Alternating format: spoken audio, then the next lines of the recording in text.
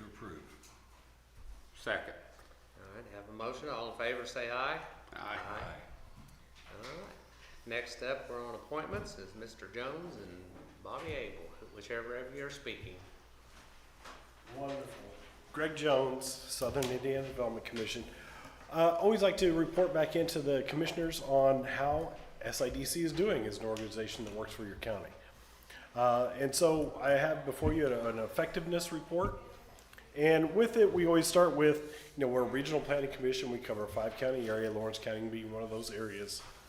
We do planning, and so we do a comprehensive economic development strategy where we look at all of the different communities in our area as well as the county's needs, and then try and work on those projects. That's our, our marching orders for the year.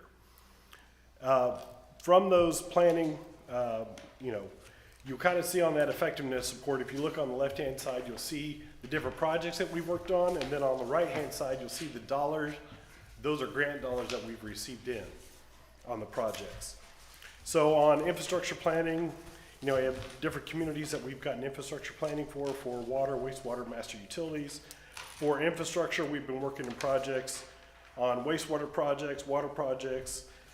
We have 5 different communities that receive funding there. One of the more notable ones is for Greene County. That is to do a water system for the Westgate Crane Technology Park, there's a lot of development that's happening in the Westgate Technology Park. Probably 400 to 500 million in investment that's happening there. They don't have the infrastructure needed to grow. So we're helping on those projects. For public facilities, we've been, senior centers, pre-K, we've helped with a bus route, and then libraries and park pavilions, as well as with a housing development in Lagodi there for a READY project. We've been really heavily on the defense industry lately. The base of Crane is not able to ask for funds through grants, so they need a government to go and ask for those funds for them. So SIDC steps in because we are considered a government, and we go ask for those different funds. We've done legislative recommendations. We've done a military compatibility handbook. We've done a study on the town of Crane, their wastewater collection system, because it actually inhibits the base of Crane's growth because they're on their system. So we're trying to get them separated out. We've done a housing resiliency plan for the military there. And if anyone's with the media here, I'll give you this list so that you can have that. And then military installation resiliency review. So really looking at, that was a pretty cool project because we brought in all of the fire and EMS and all those, the workers in the area to kind of coordinate a little bit on, what is needed in the area and what should we do if we have like a major catastrophe that comes through the area. And how does it affect the base of Crane? How does it affect the communities? How do those two communicate together? That was a really cool project. And then we've just recently helped with Congressional Direct Spending Act, which, I'm not big on asking for federal dollars that way, but that seems to be the way of the world now. But we were able to help get $17 million to build a wastewater treatment plant in the Westgate Crane Technology Park. Housing, that's where we do a lot of work in Lawrence County. We've got projects in Mitchell and Lawrence County going on right now, and Jenny will talk to you guys a little bit more about that. But those are going along well, and Jenny does a great job of making sure all the residents get their homes fixed up, brought up to code, and they can stay living in those homes. In our past time frame, we've done other owner-occupied rehabilitation projects, as you can see there. On EPA, we've done a lot with brownfield redevelopment, and we've got a couple that are hitting that are very exciting right now. One in Washington, it's the Tokine property where it's been a 10-acre piece of property that's been severely contaminated. We've gotten it to the point where it's almost cleaned up. And then we've got a housing developer that's interested in it. So it's gonna be a $38 million investment in housing in the city of Washington because of efforts on brownfield redevelopment. Of course, here in Lawrence County, we did a lot of the Mullis gas stations, got a lot of those cleaned up for you. So that's been a benefit to the community. We still do a lot of blight clearance projects. So if there's any of those that you know about, come to us for those, historic preservation.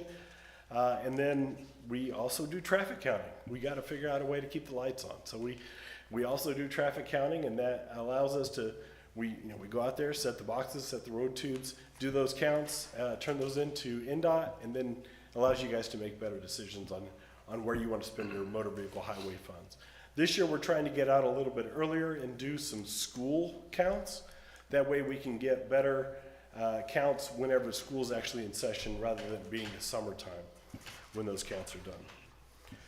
We help out our communities with asset management plans, and actually learned just this last week that EPA, we'd applied for a grant 3 years ago with EPA almost during the COVID time. And they are reconsidering us again so that we would have a pot of funds to give out to communities to do lead assessments and asset management plans in those communities, so the communities could apply directly to SIDC and receive some of those funds to kind of do, that additional planning that they're needing to remove lead lines. We're working on a regional ag strategy. So a lot of times ag isn't looked at as an economic development activity, but it really is one of our larger economic development activities. And so we're trying to develop a consortium of counties that will come and do an ag strategy. They'll look at all the, the losses, the leakages that are going on in your area. They'll look at the shift share analysis. They'll look at all the metrics on your ag industry and see where we might be able to, have some value added ag in our communities. And so that's coming out. If you come to my board meeting, we'll have some people there that'll be talking about it to try and grow that. As well, economic development doesn't stop at, infrastructure. We've been doing a lot of daycare work lately. I'm just trying to figure out how to bring daycare to the right areas. And I know there was an issue where vouchers cut a lot of the daycare, but that's coming back now, and so we're trying to work on those issues. And then our rural water and sewer groups, they don't often get information in a great way, and so we're trying to work on a kind of a summit of all those rural water and wastewater groups so that they can learn about the financing, Okra funding, grant funding, those type of things that'll be coming out in the summer. But altogether, when you look at what SIDC's been doing on how we take the dollars that the county pays into us for a membership fee, for every dollar that the county puts into SIDC, you're getting 113 back in grant dollars. And it's just, we do a lot. We've got a pared down staff, but we work really hard within the staff that we have. And we just do a lot of work and bring a lot of federal dollars into our region. So, and we'd love to do more in Lawrence County. One of the big initiatives that we've had has been the Indiana Uplands Regional Land Bank, which the land bank actually hires SIDC staff to manage the land bank. Bobby Abel's here for the land bank. And so it's a separate entity of SIDC, but it's a not-for-profit that's been set up, and it's been up and running for 2.5 years now. Most land banks take about 7 years to be, fully efficient and working properly. It takes 3 years to really own their first property. But I think we've surpassed those numbers quite a bit, because we currently have 20 properties that would be under our control. We've got 14 that are owned, 3 that are under those renovation contracts, and then 3 that we'll take ownership of in 2027, when the tax sale time limits kind of jump off. The renovation contracts is something I really like to stress on the land bank, because this is where we're different than a private entity buying it or a venture capitalist or an LLC, is that we require the person that's coming in to redevelop the site that they have a standard that they're going to live up to when they're redeveloping that site. So they're going to tell us what they're going to do with the property. They're going to tell us about their financials. And then our land bank board will either approve them or not approve them. It's not about who has the most money. It's about who has the best project that they're going to do for that site. And so, we really have worked hard. And in 2.5 years, we've really, to have 20 properties under our belts, that's quite a bit. We've paid a lot of contractors, a lot of local guys and gals in the area for yard maintenance, cleanup, inspection work, title work, survey work, demolition, tree removal, and then just those builders and developers. We've also paid taxes. And so we've paid about $35,000 in property tax because we can't always get the assessment exemption done in time, so we have to pay the taxes on that. So the land bank is, has been returning back to the counties by paying their taxes that way. But from when we looked at all the property that's acquired, there's a value of around $564,000, but it's estimated to generate $3,675,000 in assessed value with the improvements that are being proposed on the properties that we're looking at. And then one of the most exciting things, and actually we had a groundbreaking this morning, is that we're building a home partnering with Martin County Redevelopment Commission. So the Land Bank's putting up some dollars, the Martin County Redevelopment Commission's putting up some dollars, and we're gonna build a house. So we're taking the properties, we're cleaning them up, and then when we get an opportunity to build a home, we're gonna build a home.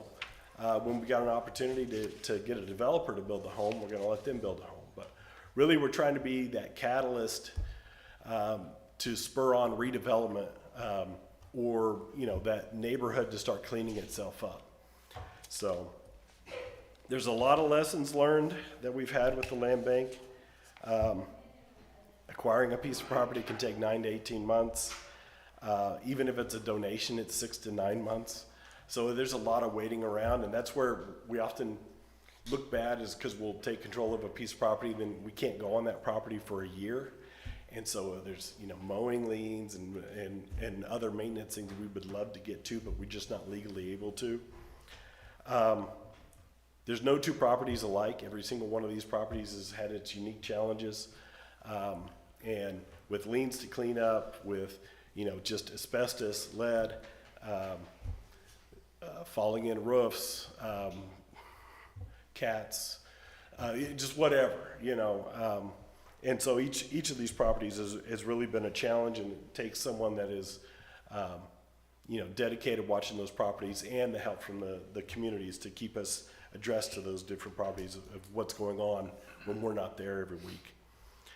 Doing the right thing, meaning getting the inspections, doing the legal processes, assuring environmental remediation and lien removal is always way more expensive than doing it the cheap way.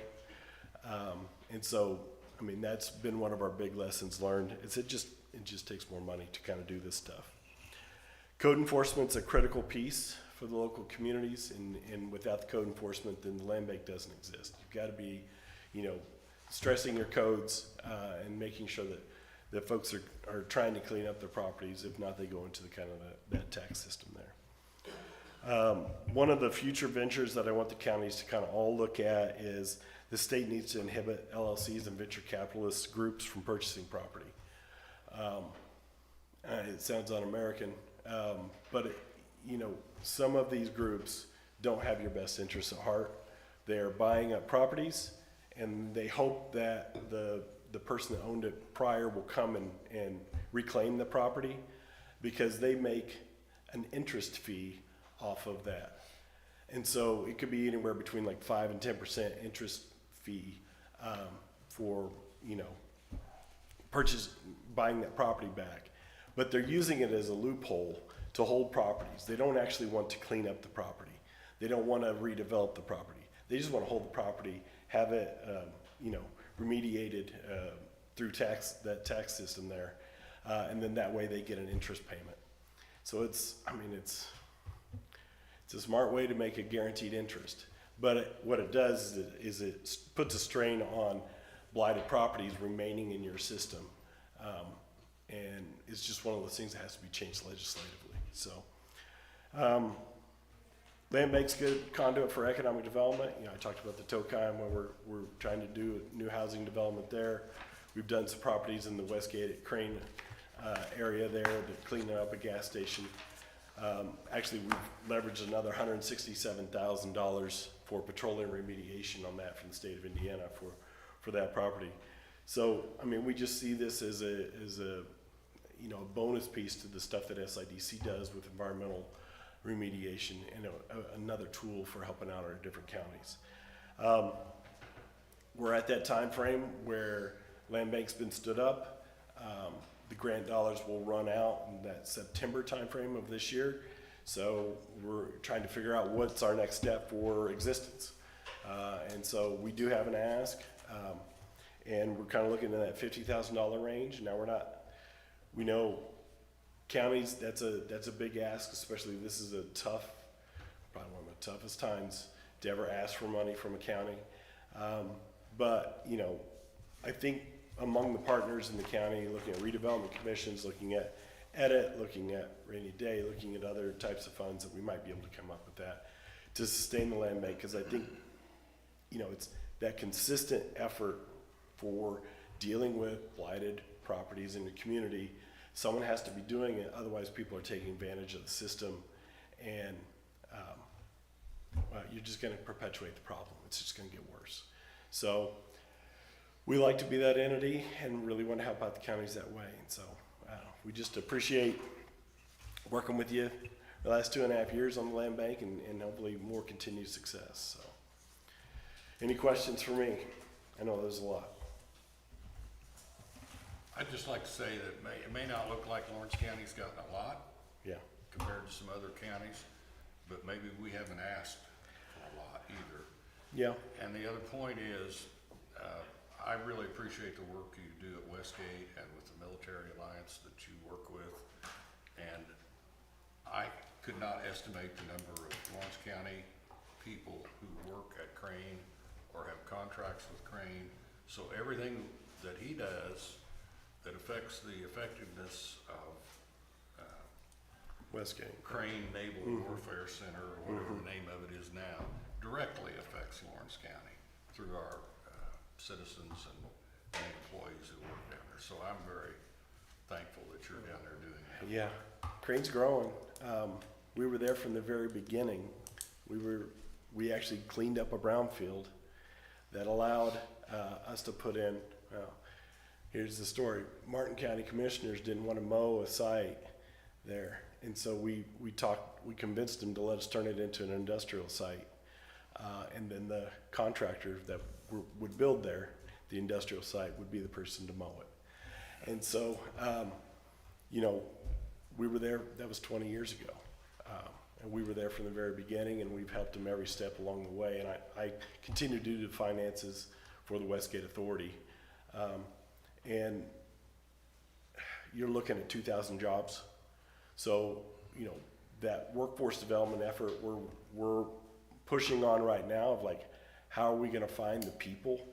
And it's yeah, there's a lot of people going to come from Lawrence County that are going to take those jobs. You've got the right workforce to be able to capitalize on that. So it's a time of boom, and you need to be, I know it may not be something that you guys think about a lot, but housing is the way that you're going to grow your budgets, and it's going to be a way of you know, being able to take advantage of the Senate Bill 1. So, yeah, always willing to help on those type of items. So, Thank you very much, Greg. Thank you. yeah. Up next is Mr. Boo.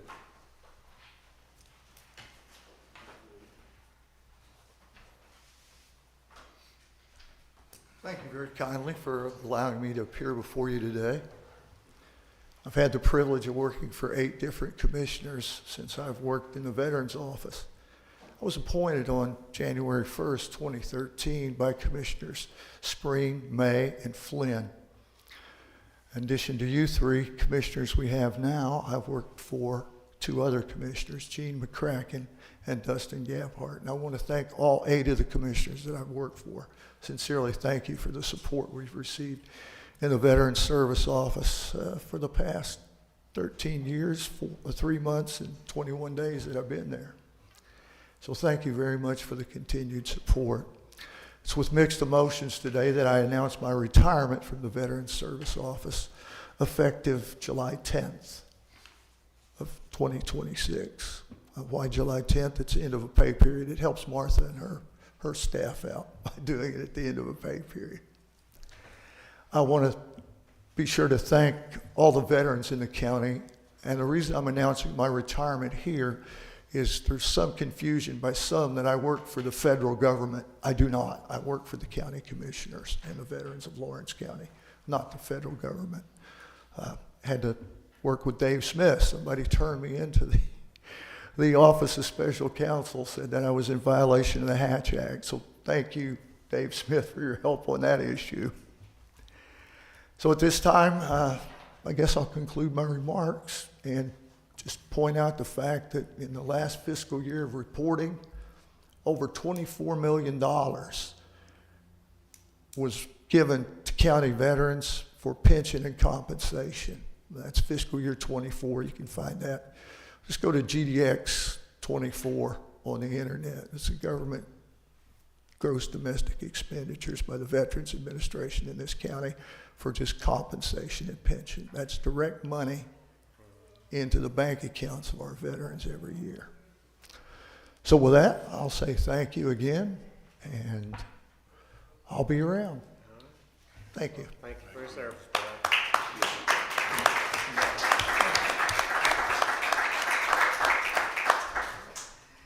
Next, we have Mr. Tim Brook and Mr. Borton, whichever of you are speaking, or both.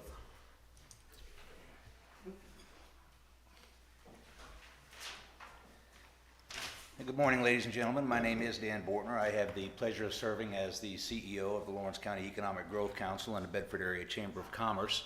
Been in that position since the 1st of August of last year. The reason I stand before you this morning, I've talked to several of you.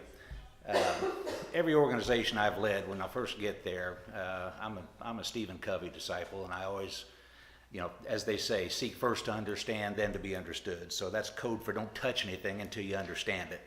And so I spent the back part of last year trying to understand the organizations and kind of how we operate and the right things to do. But now we are in the process of making some changes. I've had the pleasure of having the credentials of a senior certified professional in human resources for more than 2 decades. I'm an HR guy by trade.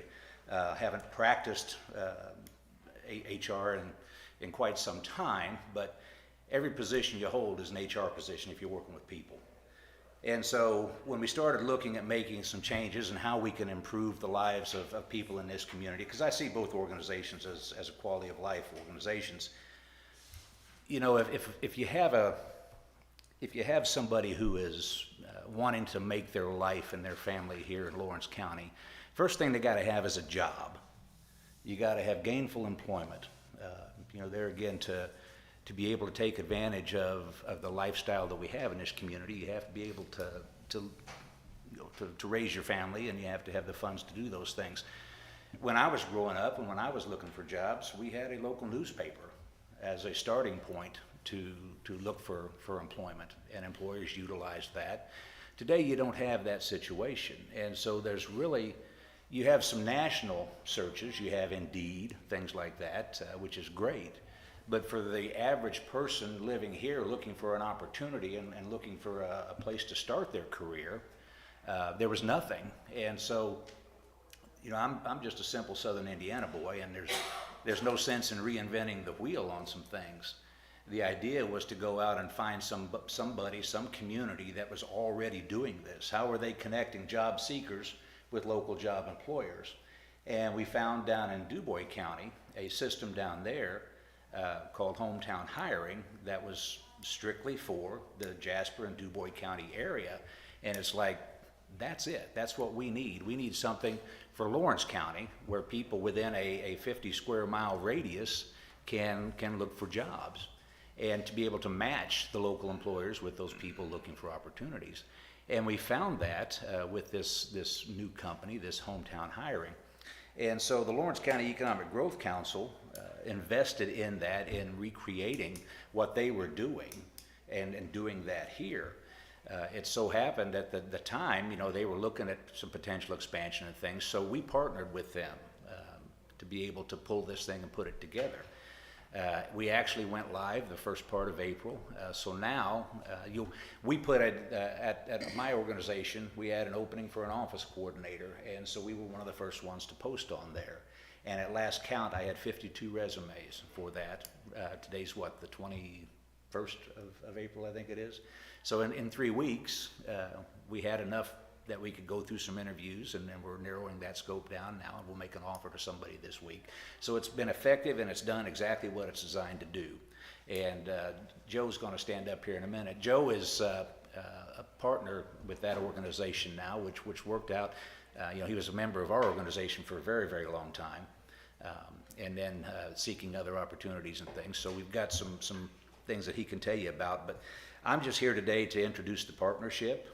We believe in what's being put together there, and we're getting out to local employers to tell them, hey, this is available. We'll meet with the county council and city councils of both communities, Bedford and Mitchell, to tell them that this is available out there. The hometown hiring folks are actually going out to companies and things and letting them know what the opportunities are and stuff. So I'll sit down and shut up, but you guys all know Joe, but I'll let Joe get up here and kind of give you some more detail on the organization. Joe? Thanks, Dan.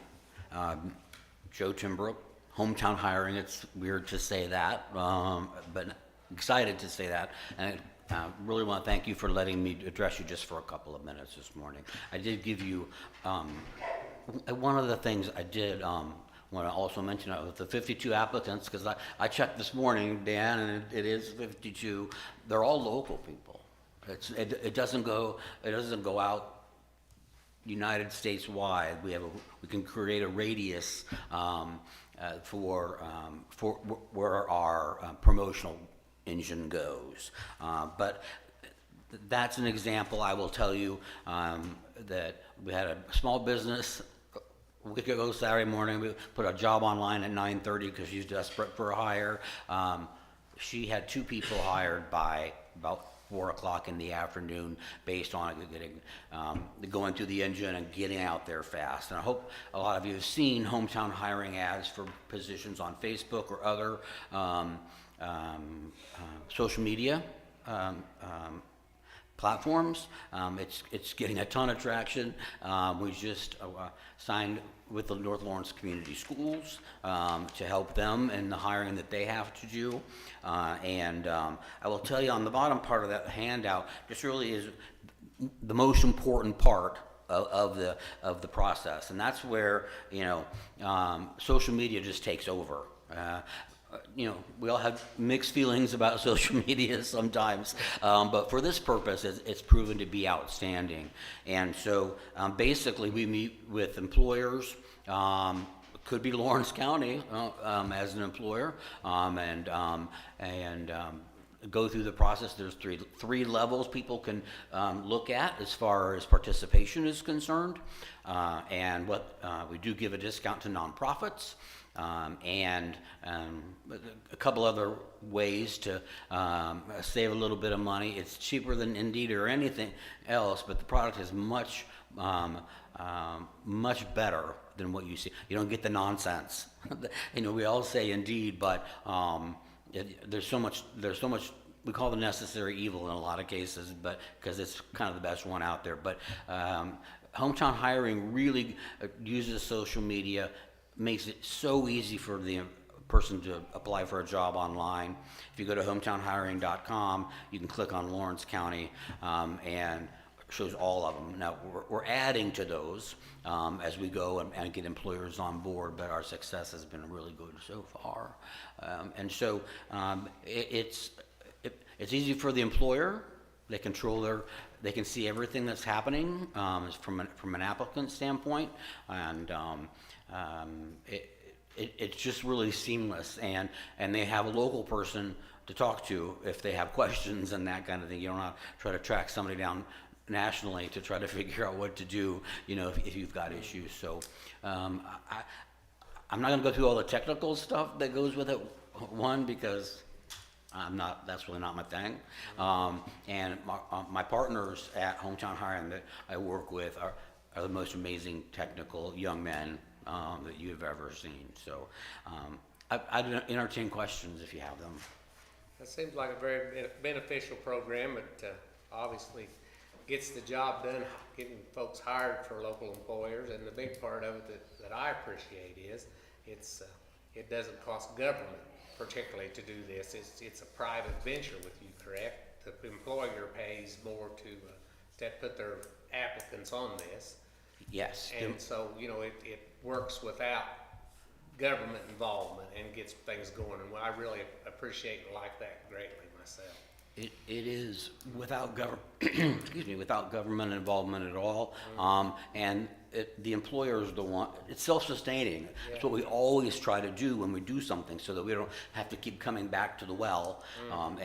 The setup was funded by a grant from the Regional Opportunity Initiatives. And so all those costs have been taken care of. And so now it's just funneled through the employers paying for posting their ads. And so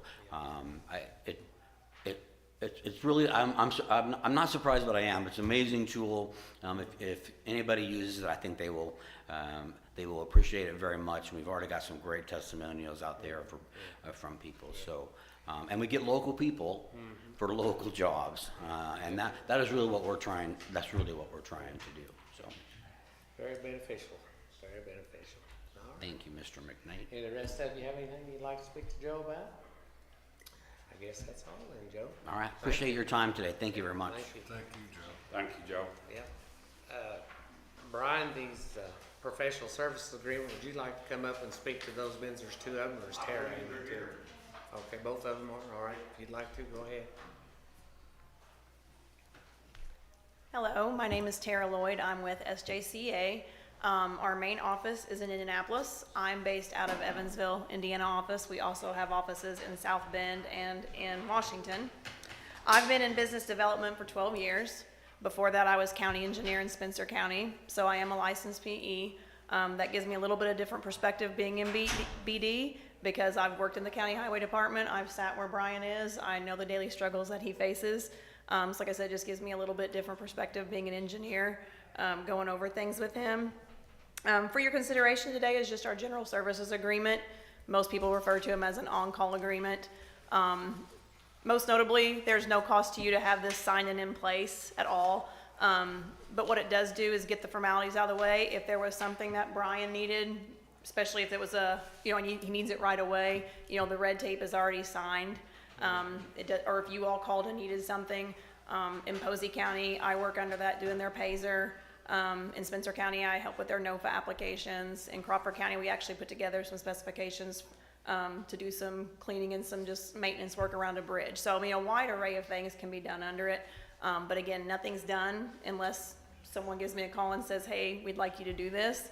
And even then, I'd present Brian with a task order that gives a descriptive scope of work and an estimated cost that we both agree upon before anything is done. So simply having it in place, again, no cost to you at all, just allows Brian or you all to come to us and say, hey, could you do this for us? Could you get this done for us? And again, the red tape's out of the way, it's signed, and we can get moving on it faster. So just for your consideration today. Thank you. I'll entertain a motion to accept this agreement for an on-call agreement. So moved. Second. All right, we have a motion. All in favor, say aye. Aye. Aye. Motion passes. All right, then we also have someone here from VS Engineering, I believe. Yes, sir. You'd like to speak? Well, I basically have the same spiel as Tara does. We're healthy competitors, but exactly. So, same thing with the on-call agreement. No costs up front. We let you know exactly what we're going to do before you sign. My name is Donovan Parker. I'm a PM in Bloomington. I live 30 minutes west of here. So I grew up in small town. I'm familiar with this area. I'm the PE. I'm the one that I would be working directly with Brian on. And then we have offices that are within an hour to 2 hours all around Lawrence County. We have about 9 offices. We cover transportation, water resources, structural. The only thing outside of the on-call where we would hire a third party is if we had to do geotech services. But of course, that's something we would let you know beforehand. So I would be your go-to man for all those services. And I think that's a huge benefit, being this close. I can drive out and help look at anything you need. And we have the expertise all around within our company, about 170 employees with over 40 years experience in all these different avenues. So, and as far as grants and loans and applications, we're familiar on both transportation and the water side of getting those things. So they can be very helpful, and we know how to do that. So I appreciate your time. Thank you, gentlemen. All right, we'd entertain a motion to accept this on-call services agreement as well. So moved. Second. And let me clarify, the reason that I would move to agree with both of your organizations is we may find a time where we need multiple approvals on a project. So we're not just tying you up and not utilizing your services. We want the versatility of being able to choose. So, And I also, your engineering staff, are you all civil? Do you have like mechanical? We're civil. Strictly civil? We have both civil and mechanical, Okay, as well as electrical, actually. all right. Thank you. All right. Well, we have a motion on the floor. All in favor, say aye. Aye. Aye. Motion carries. All right. The next thing, I don't see Chad Shue here. He has asked us to appoint someone to the Community Corrections Advisory Board. He has suggested Scott Salm. He has quite a bit of experience with drug rehab individuals and things like that, so I would entertain a motion to approve that appointment. so moved. Second. All right, have a motion on the floor. All in favor, say aye. Aye. Aye. Okay, good deal. Next thing, we have a opioid fund distribution request from Wonder Valley Camp. It actually is in Washington County, which seems a little odd, but they service over 300 Lawrence County children a year. They basically take them for a week and isolate them from social media and try to direct them in the correct paths to avoid having legal issues and problems as they proceed with the life. So, excuse me, I'd entertain a motion to approve that distribution. I move to approve. I'll second that. All in favor, say aye. Aye. Aye. All opposed? Aye. All right, motion carries. Then the next thing is we're going to entertain a proposal for mold remediation in the old public defender's office. The county health department is intending to move into that space. We have gotten 3 quotes on that, proposals. The Blue Moose Environmental seems to be significantly cheaper and carry all doing the same work. So I would entertain a motion to approve Blue Moose Environmental's proposal for that mold remediation.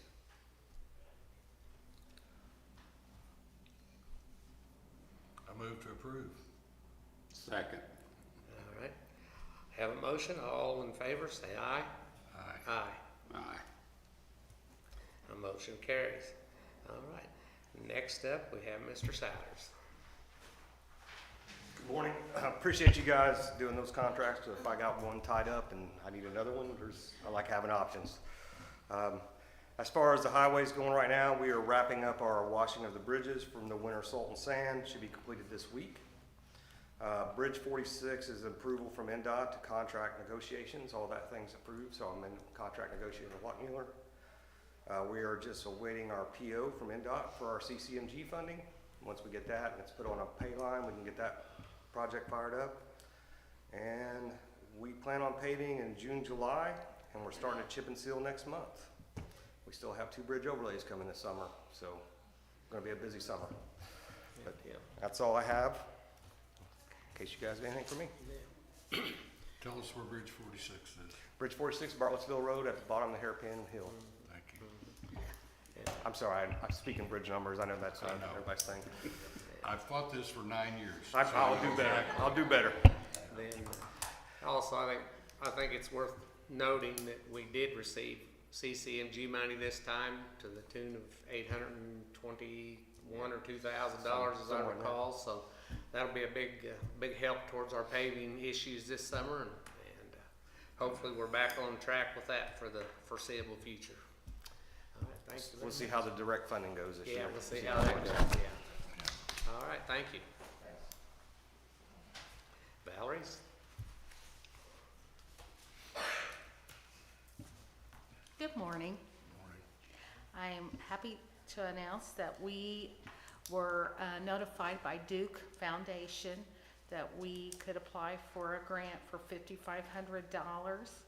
And we were awarded that grant, and we'll be purchasing more weather radios because I have had increased demand for those and people inquiring about those. So that has been approved, and I will get on the May council meeting to have that money appropriated so that we can purchase those radios and distribute those.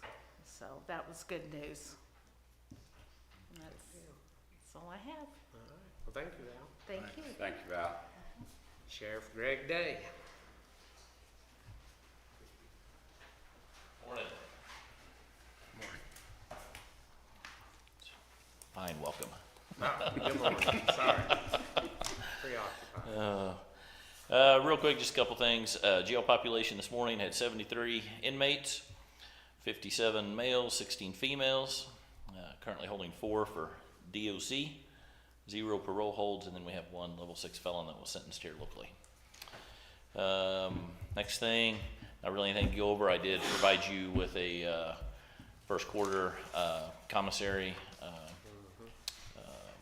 worksheet of what we brought in and what we spent.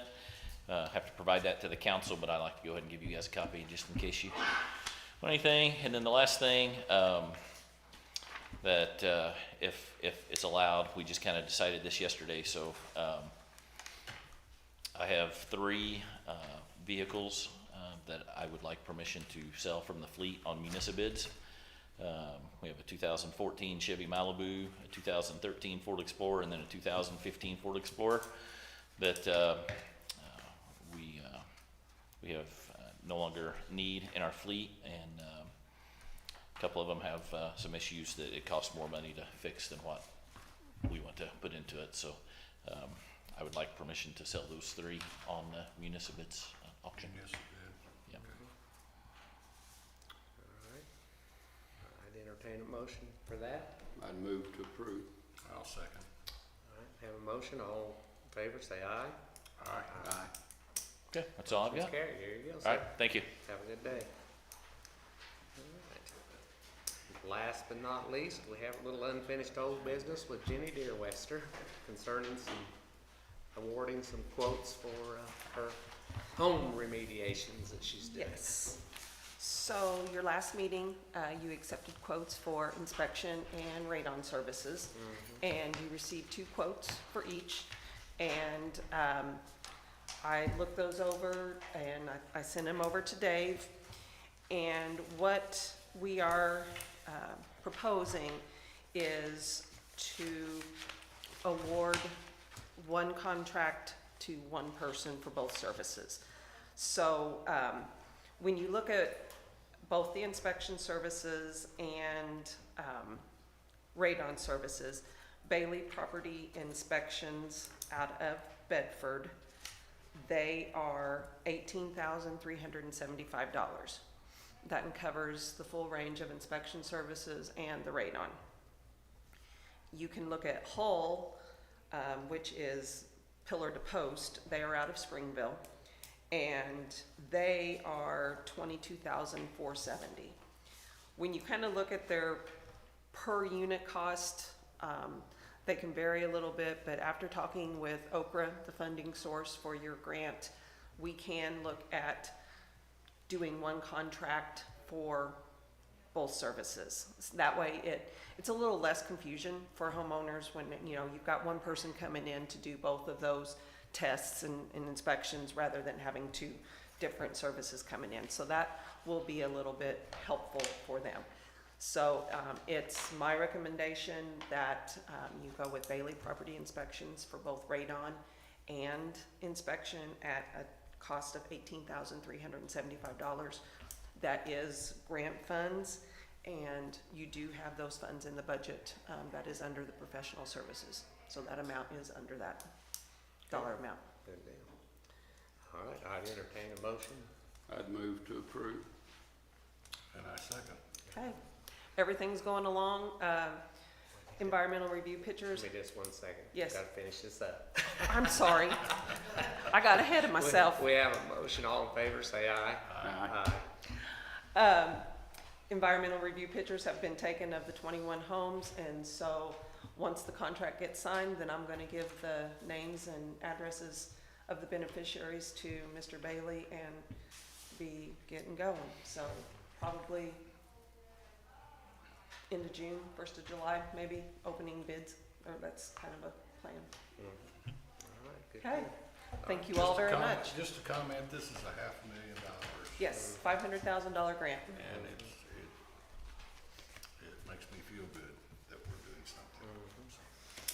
It's been very, everybody that we've met with the applicants have been, they've just been really great. And so it's wonderful to help them. Good deal. Okay, thank you very all. much.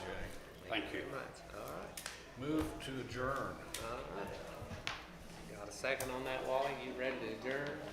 All right, so fast. We are adjourned, folks. Thank you all. Yeah.